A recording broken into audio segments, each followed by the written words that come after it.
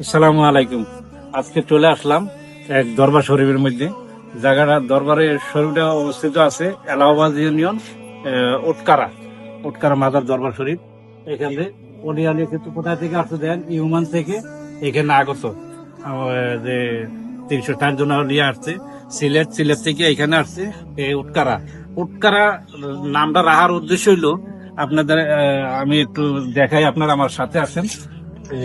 এখানে আমাদের যে অলিয়া লিয়া এখানে শুয়ে আছে মাজার শরীফ, এখানে এটি দেখা হইলো পুরাটা। এখানে অনেক কবরস্থান এই জায়গা, মানে অনেক কবরস্থান এই জায়গায় দেখেন, এই পুরাটা একটু দেখাও। আর উটকারা রাহার উদ্দেশ্য হইলো আমাদের যে অলিয়া লিয়া এখানে আসছে উট দিয়ে আসছিল, উট আইয়া এখানে এই গাব গাছের নিচে বিশ্রাম করছিল। বিশ্রাম করাতে এই জায়গায় নামটা হয়েছে উটকারা। এই যে সেই গাব গাছ এখানে উট এখানে রাখছিল, রাখার পরে বিশ্রাম করছিল, বিশ্রাম করার পরে এই জায়গাটা নাম দিয়েছে উটকারা।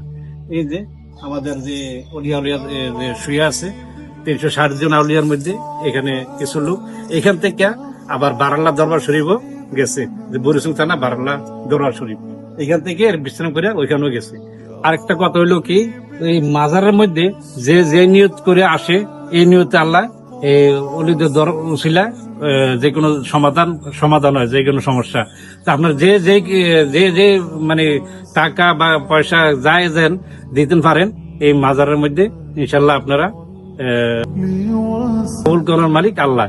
ঠিক আছে, তো আপনারা যে যে নিয়তে দিতে পারেন টাকা পয়সা, দেশ বিদেশ থেকে যারাই দেখছেন ভিডিওটা সবাই শেয়ার করে দিবেন। ওকে, আসসালামু আলাইকুম।